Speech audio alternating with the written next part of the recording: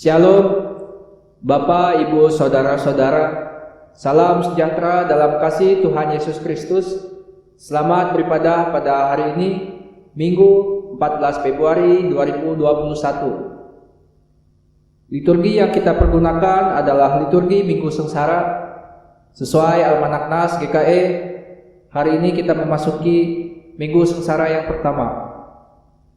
Untuk jemaat GKE Langkai yang beribadah di rumah, persembahan dapat diantar ke kantor Majelis Jemaat GKI Langkai pada hari kerja, atau bisa ditransfer melalui rekening Majelis Jemaat GKI Langkai yang tertera di lembaran warta jemaat, atau bisa dilihat pada layar video ini.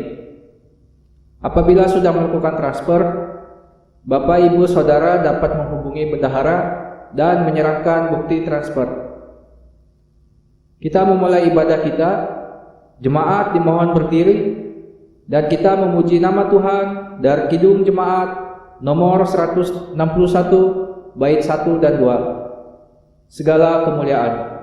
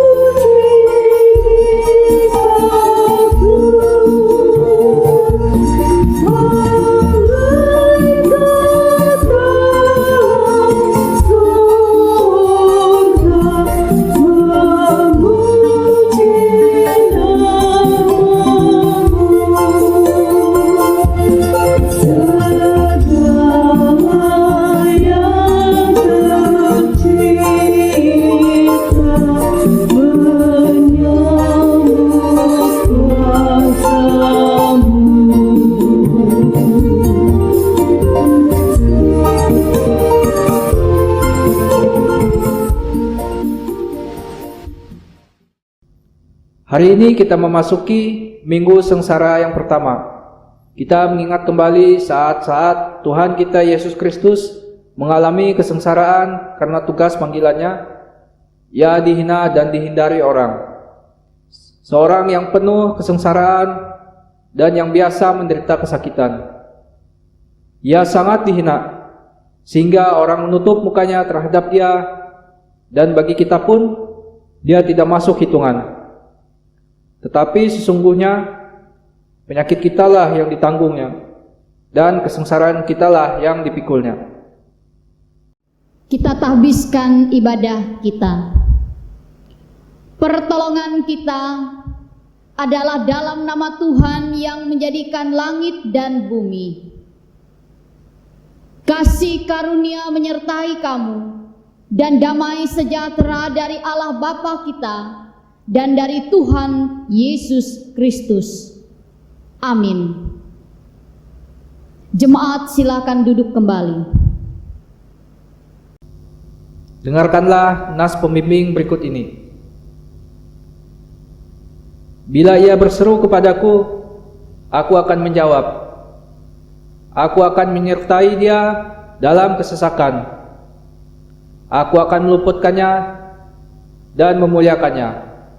Mazmur pasal 91 ayat 15. Orang yang duduk dalam lindungan yang maha tinggi dan bermalam dalam naungan yang maha kudus.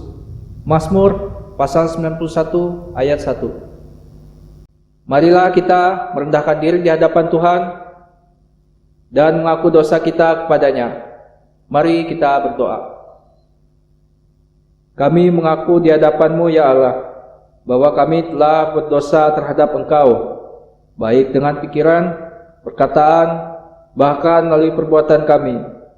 Kasihanilah kami ya Allah, Allah yang Maha Kuasa, yang dengan sukarela memberi pengampunan kepada setiap orang yang menyesali dosanya dan yang berpaling kepadamu. Sekarang ini, genapkanlah kiranya janji anugerah-Mu yang menyelamatkan itu ke dalam hati tiap-tiap orang yang menyesali dosanya. Hapuskanlah dosa kami dan bersihkanlah hati nurani kami oleh pengorbanan Kristus Tuhan kami.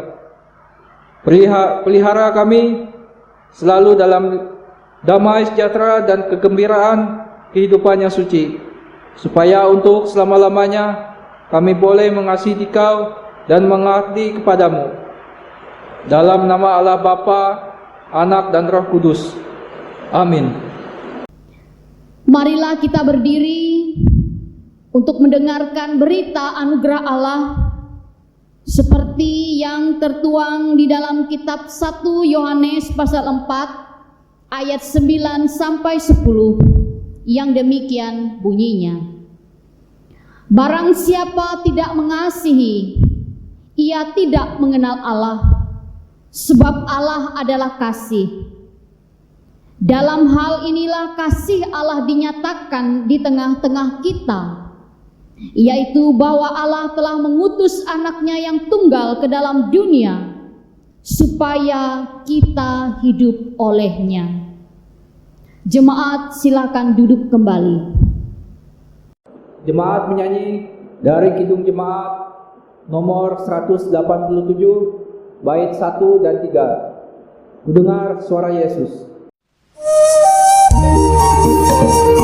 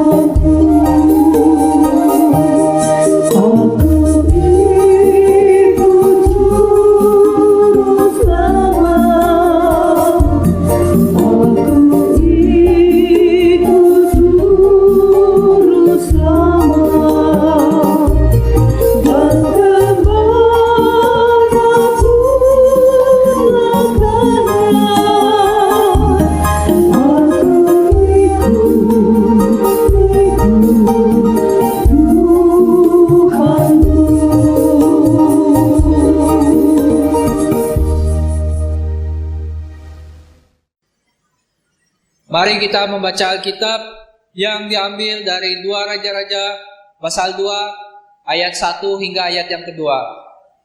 Dengan perikop Elia naik ke sorga. Menjelang saatnya Tuhan hendak menaikkan Elia ke sorga dalam angin badai, Elia dan Elisa sedang berjalan dari Gilgal. Berkatalah Elia kepada Elisa, "Baiklah, tinggal di sini, sebab Tuhan menyuruh aku ke Betel." Tetapi Elisa menjawab, "Demi Tuhan yang hidup dan demi hidupmu sendiri, sesungguhnya aku tidak akan meninggalkan engkau." Lalu pergilah mereka ke Betel. Setiap orang yang mendengar perkataanku ini dan melakukannya, ia sama dengan orang bijaksana yang mendirikan rumahnya di atas batu. Matius pasal 7 ayat 24.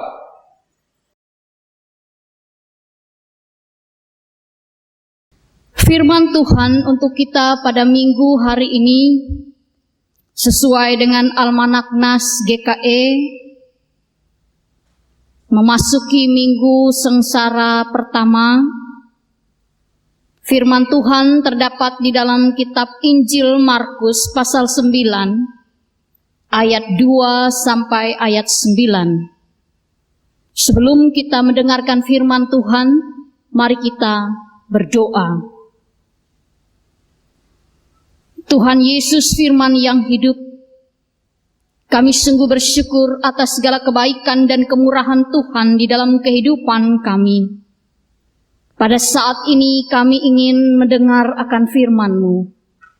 Berkatilah kami Tuhan agar firman yang kami dengar dapat kami hayati dan kami dapat menjadi pelaku firman Tuhan di dalam kehidupan kami. Kami menyerahkan pemberitaan firman ini di dalam nama Tuhan Yesus firman yang hidup. Amin. Injil Markus pasal 9 ayat 2 sampai 9 yang demikian bunyinya. Yesus dimuliakan di atas gunung. 6 hari kemudian Yesus membawa Petrus, Yakobus dan Yohanes, dan bersama-sama dengan mereka ia naik ke sebuah gunung yang tinggi. Di situ mereka sendirian saja. Lalu Yesus berubah rupa di depan mata mereka, dan pakaiannya sangat putih berkilat-kilat. Tidak ada seorang pun di dunia ini yang dapat mengelentang pakaian seperti itu. Maka nampaklah kepada mereka Elia bersama dengan Musa. Keduanya sedang berbicara dengan Yesus. Kata Petrus kepada Yesus, "Rabi, betapa bahagianya kami berada di tempat ini. Baiklah kami dirikan 3 kemah, 1 untuk engkau, 1 untuk Musa, dan 1 untuk Elia." Ia berkata demikian, sebab tidak tahu apa yang harus dikatakannya, karena mereka sangat ketakutan. Maka datanglah awan menaungi mereka, dan dari dalam awan itu terdengar suara, "Inilah anak yang kukasihi, dengarkanlah dia." Dan sekonyong-konyong waktu mereka memandang sekeliling mereka, mereka tidak melihat seorang pun lagi bersama mereka, kecuali Yesus seorang diri. Pada waktu mereka turun dari gunung itu, Yesus berpesan kepada mereka supaya mereka jangan menceritakan kepada seorang pun apa yang telah mereka lihat itu, sebab Anak Manusia bangkit dari antara orang mati. Tuhan Yesus berkata, yang berbahagia ialah mereka yang mendengarkan firman Allah dan yang memeliharanya. Amin. Shalom Bapak Ibu, saudara-saudaraku yang diberkati oleh Tuhan. Pada minggu hari ini kita memasuki minggu sengsara pertama. Minggu sengsara adalah masa penghayatan penderitaan Yesus, atau menghayati dan memaknai arti pengorbanan Yesus disalib. Minggu sengsara dikenal dengan masa Prapaskah dalam kalender gerejawi dan dirayakan selama 7 minggu sebelum Paskah. Sebuah penghayatan terhadap penderitaan Yesus untuk direnungkan dan dihayati maknanya dalam kehidupan kita. Bapak Ibu, saudara-saudaraku yang diberkati oleh Tuhan, dari nas yang sudah saya baca tadi untuk kita, saya mengambil 2 hal sebagai refleksi kita. Yang pertama, tentang transfigurasi Yesus. Dan itu bisa kita lihat pada ayat 2 sampai ayat 4. Dalam Kamus Besar Bahasa Indonesia, transfigurasi artinya penjelmaan. Arti lainnya dari transfigurasi adalah perubahan bentuk atau rupa. Berdasarkan arti kata tersebut, Yesus yang sedang berada di gunung sesuai dengan ayat 2b sampai ayat 3 mengatakan, lalu Yesus berubah rupa di depan mata mereka dan pakaiannya sangat putih berkilau-kilauan. Tidak ada seorang pun di dunia ini yang dapat mengelantang pakaian seperti itu. Maka nampaklah kepada mereka Elia bersama dengan Musa. Keduanya sedang berbicara dengan Yesus. Bapak Ibu, saudara-saudaraku yang diberkati oleh Tuhan, mengelantang artinya menjemur atau menjemur kain dan sebagainya di bawah terik matahari. Jadi ketika Yesus berada di gunung itu, pakaiannya bersinar berkilauan sangat putih, sama seperti seseorang menjemur pakaian, memancarkan sesuatu yang luar biasa. Bapak Ibu, saudara-saudaraku yang diberkati oleh Tuhan, ayat paralel yang sama dengan Injil Markus dalam bacaan kita hari ini juga ada di dalam kitab Injil Matius pasal 17 ayat 1 sampai 9 dan juga Lukas pasal 9 ayat 28 sampai 36. Jadi ketiga penulis Injil Matius, Markus, Lukas menulis tentang Yesus dimuliakan di atas gunung.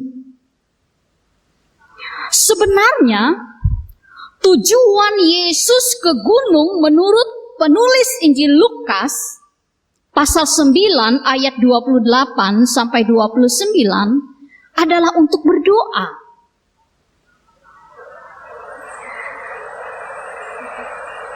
Pada Injil Lukas pasal 9 ayat 28 sampai 29 mengatakan, kira-kira 8 hari sesudah segala pengajaran itu, Yesus membawa Petrus, Yohanes, dan Yakobus lalu naik ke atas gunung untuk berdoa. Ketika ia sedang berdoa, rupa wajahnya berubah dan pakaiannya menjadi putih berkilau-kilauan.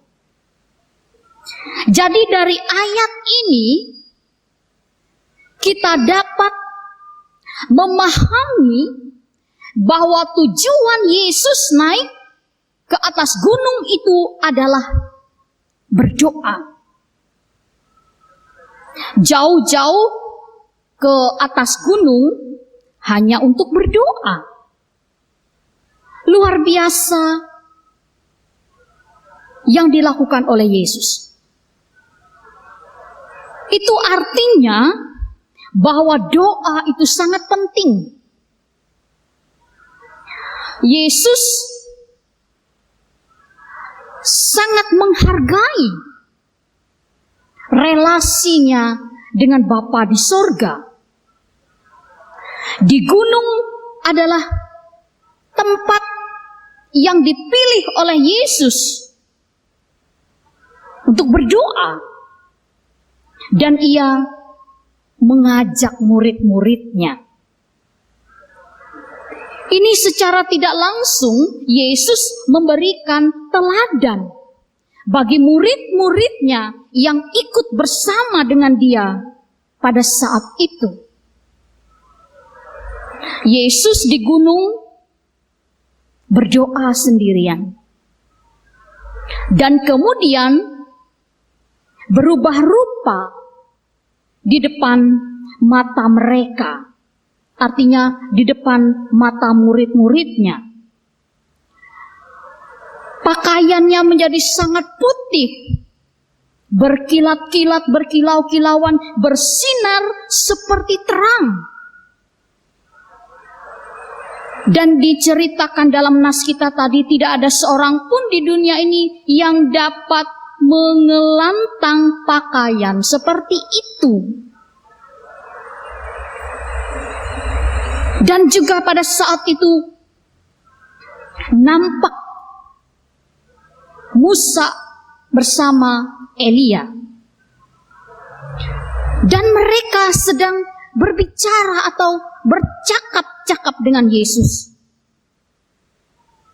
Keduanya menampakkan diri dalam kemuliaan dan berbicara tentang tujuan kepergiannya yang akan digenapi di Yerusalem. Itu dalam Injil Lukas pasal 9 ayat 31. Kehadiran Musa dan Elia bukan kebetulan. Dua nabi besar dalam perjanjian lama. Musa melambangkan hukum Taurat, Elia mewakili nabi-nabi yang memberitahukan sebelumnya tentang kedatangan Mesias. Dua nabi terbesar dalam perjanjian lama menjumpai Yesus di gunung itu. Dan cahaya kemuliaan yang memancar dari wajah Yesus untuk memberikan pengajaran kepada murid-muridnya bahwa di balik peristiwa yang menyedihkan yang akan dialami oleh Yesus melalui penyalipan di Bukit Golgota itu nantinya akan membawa kemenangan, kemuliaan. Bapak, Ibu, saudara-saudaraku yang diberkati oleh Tuhan. Dua tokoh yang muncul dalam peristiwa transfigurasi, yaitu Musa dan Elia. Kehadiran mereka secara tidak langsung juga mau menyatakan kepada kita bahwa ada kehidupan setelah kematian. Musa dan Elia hidup di zaman yang berbeda. Musa pada zaman Taurat, sedangkan Elia pada zaman nabi-nabi. Tetapi mereka bisa berjumpa dengan Yesus. Sungguh sesuatu yang luar biasa.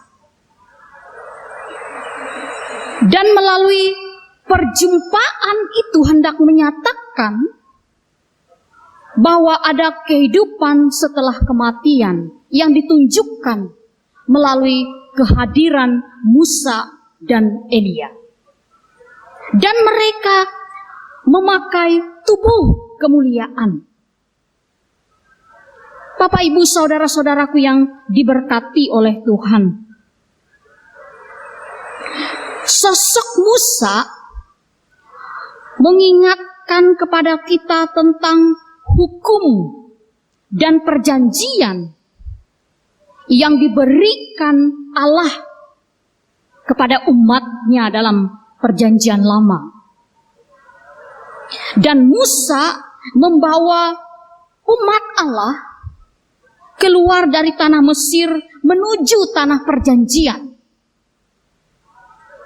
Ini sebagai gambaran bahwa Tuhan Yesus akan membawa umat Allah menuju Yerusalem baru. Sosok Elia mengingatkan pada pembaharuan perjanjian ketika umat Allah berpaling dari Allah dan Allah tetap setia pada janjinya. Dan Elia tidak mengalami kematian dan ia diangkat oleh Allah menuju sorga. Ini menjadi gambaran bahwa Tuhan Yesus membawa hidup kekal bagi umat Allah. Tuhan Yesus akan membuka jalan bagi umat Allah menuju sorga. Dari cara penulisan peristiwa transfigurasi, kita dengan mudah dapat memahami, dapat melihat bahwa Yesus adalah jauh melebihi Musa dan Elia. Bapak, Ibu, saudara-saudaraku yang diberkati oleh Tuhan, pengalaman rohani yang dialami oleh murid-murid Yesus di atas gunung itu adalah pengalaman rohani yang tidak biasa. Kehadiran Musa dan Elia dan juga mereka bertemu dengan Yesus juga ingin menunjukkan kepada para murid bahwa Yesus adalah firman yang telah datang ke dalam dunia. Mereka harus percaya kepada Yesus yang bersama-sama dengan mereka. Hal yang kedua dari nas kita ini adalah menghargai kehadiran Yesus dalam kemuliaannya. Dan itu kita bisa lihat dari ayat 5 sampai ayat 9. Ketika murid-murid melihat kemuliaan Yesus, mereka langsung merespon. Artinya mereka langsung menanggapi dan tidak tinggal diam. Mereka merespon dengan perkataan, "Betapa bahagianya kami berada di tempat ini." Mereka bahkan ingin mendirikan kemah bagi Yesus, Musa, dan Elia. Sungguh sesuatu hal yang luar biasa mereka rasakan. Mereka sungguh berbahagia berada di tempat itu.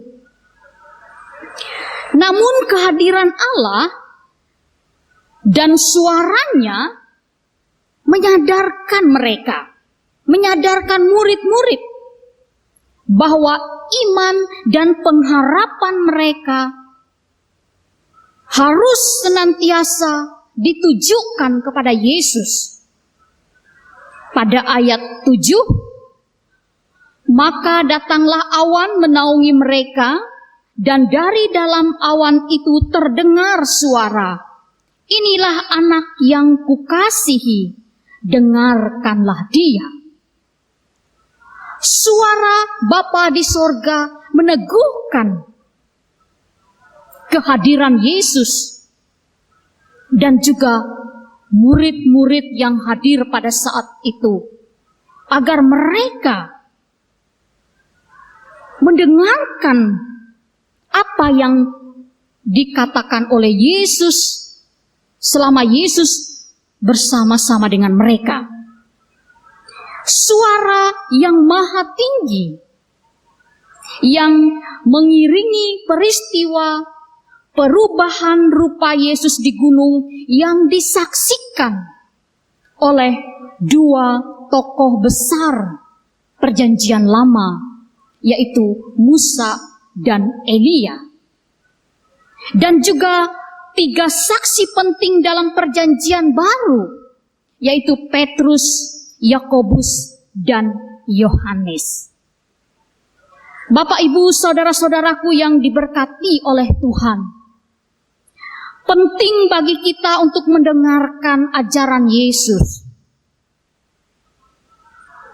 Kita harus membawa di dalam hidup kita kasih dan damai yang diajarkan oleh Yesus.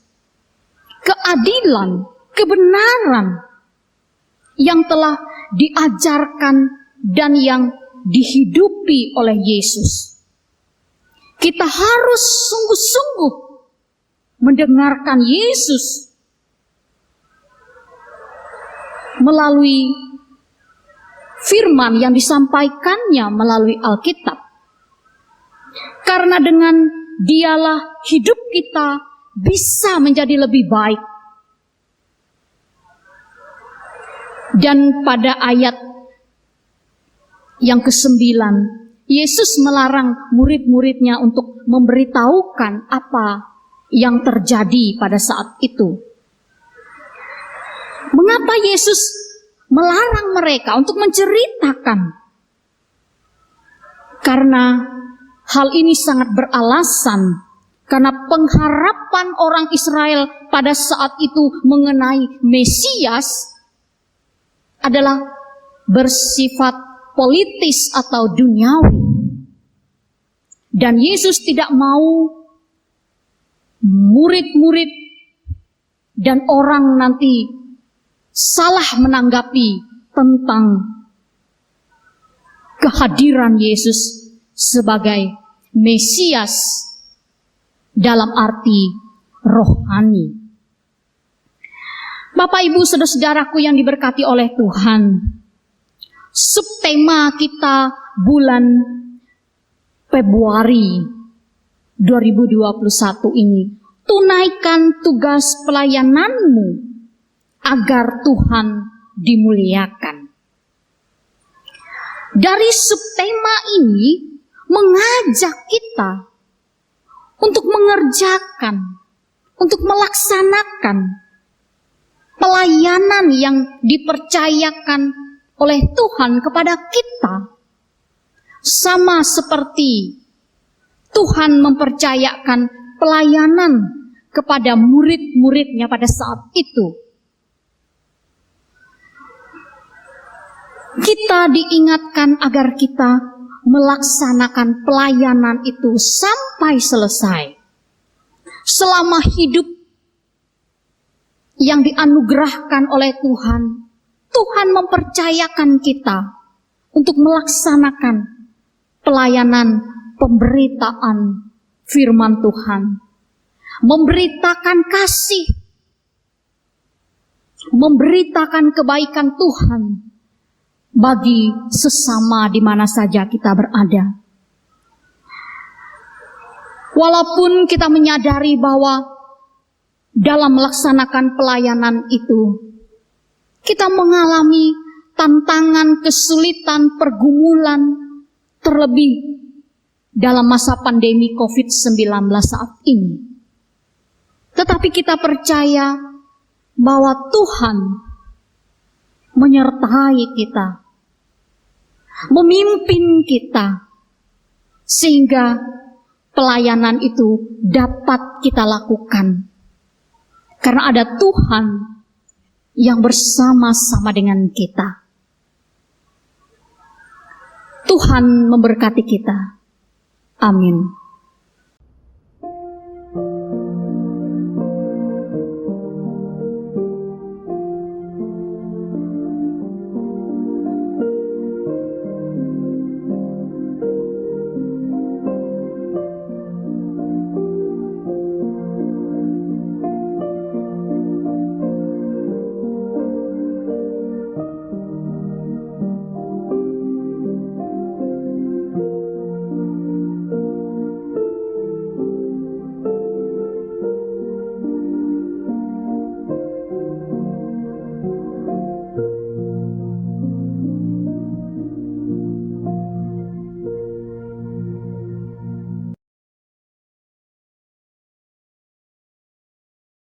Mari kita berdoa, kita naikkan syafaat kita.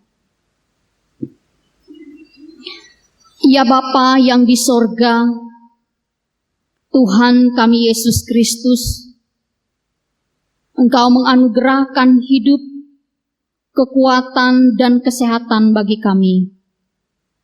Kami bersyukur memuliakan nama-Mu dan mendengarkan firman-Mu pada hari ini. Dan kami juga bersyukur karena Engkau telah memberkati hidup kami melalui pekerjaan kami ataupun dari sesama kami manusia. Terima kasih untuk firman yang sudah kami renungkan.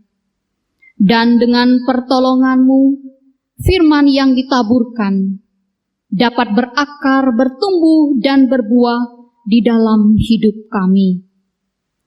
Tuhanlah harapan kami di tengah dunia yang banyak pergumulan ini. Semoga masa sulit yang kami hadapi saat ini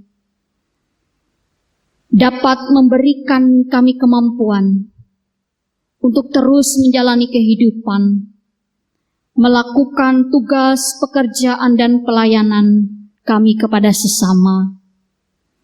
Biarlah masa sulit pandemi COVID-19 ini dapat berakhir oleh pertolongan Tuhan. Tuhan Yesus, kami mendoakan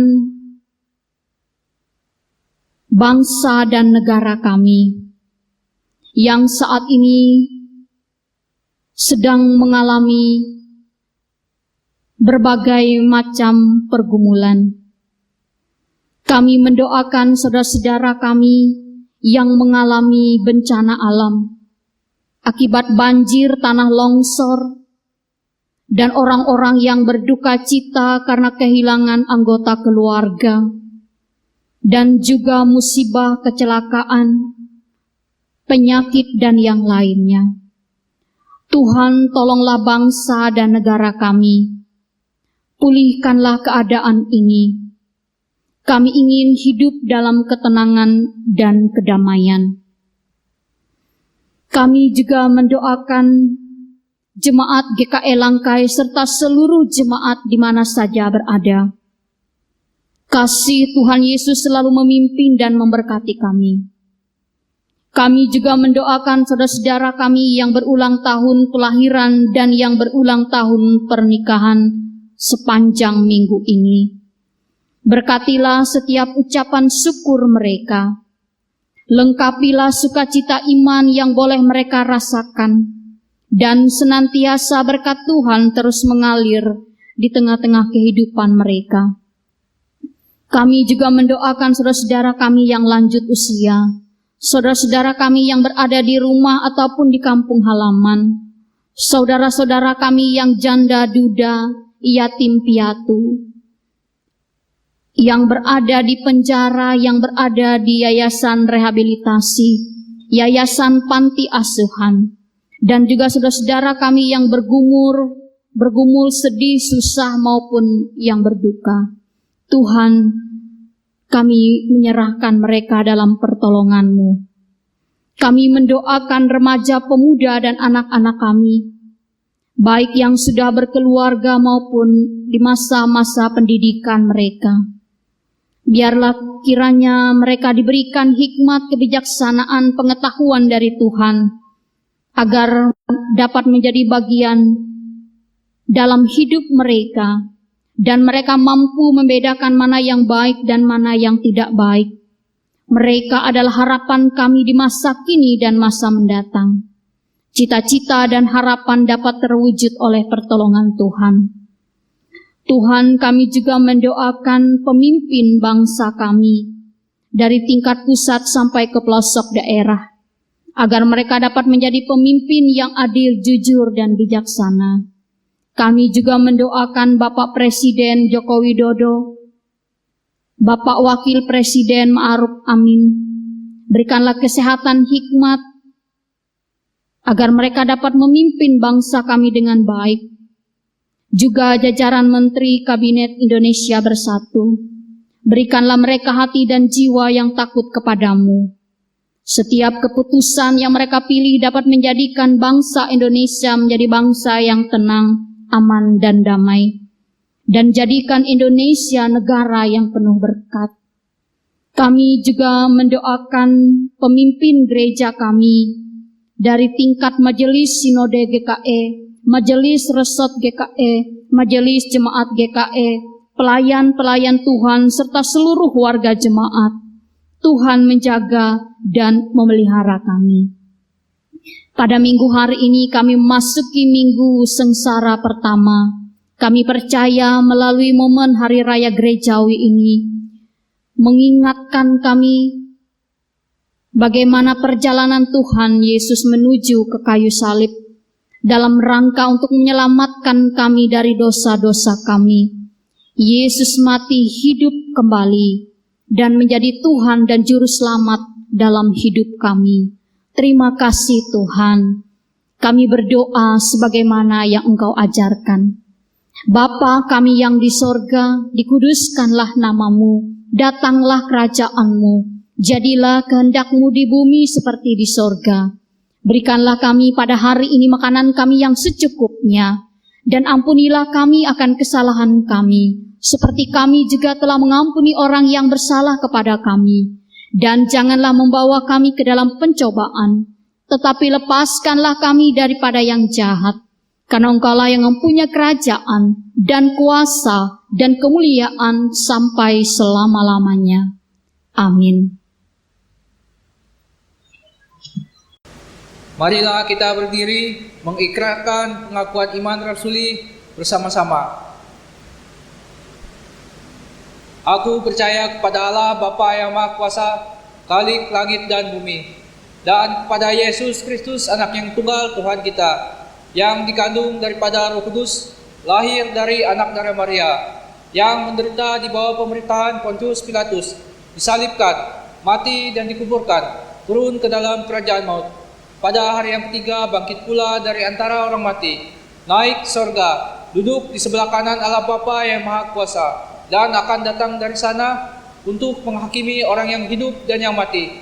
Aku percaya kepada Roh Kudus, gereja yang kudus dan am, persekutuan orang kudus, pengampunan dosa, bangkitan daging, dan hidup yang kekal.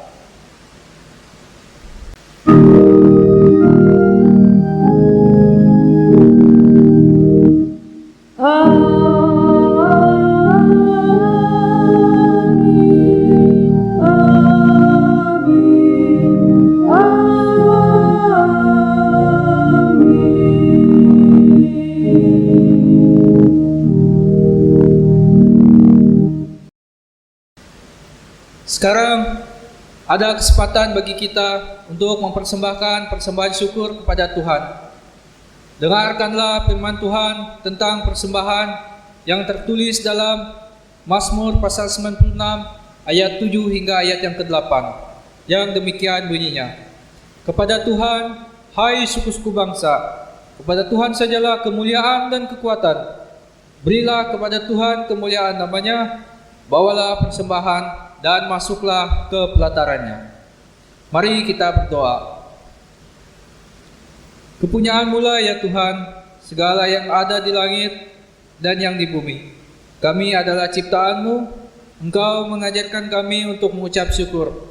Terima kasih untuk berkat-Mu yang kami terima dalam hidup kami. Kami ingin mempersembahkan persembahan syukur.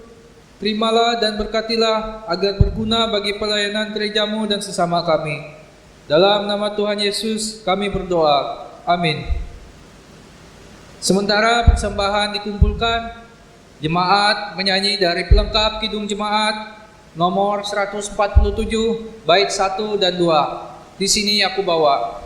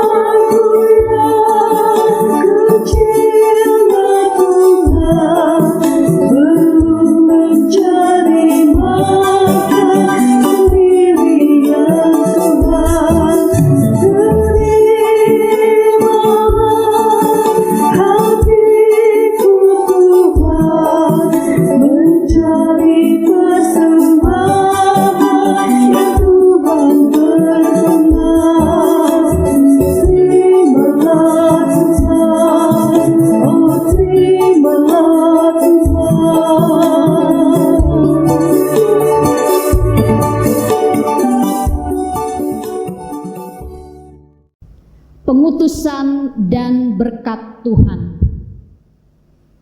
Karena telah ternyata bahwa kamu adalah surat Kristus yang ditulis oleh pelayanan kami, ditulis bukan dengan tinta, tetapi dengan roh dari Allah yang hidup, bukan pada loh-loh batu, melainkan pada loh-loh daging, yaitu dalam hati manusia.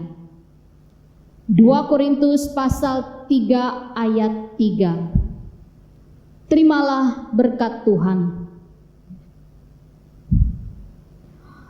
Tuhan memberkati engkau dan melindungi engkau. Tuhan menyinari engkau dengan wajah-Nya dan memberi engkau kasih karunia. Tuhan menghadapkan wajah-Nya kepadamu dan memberi engkau damai sejahtera.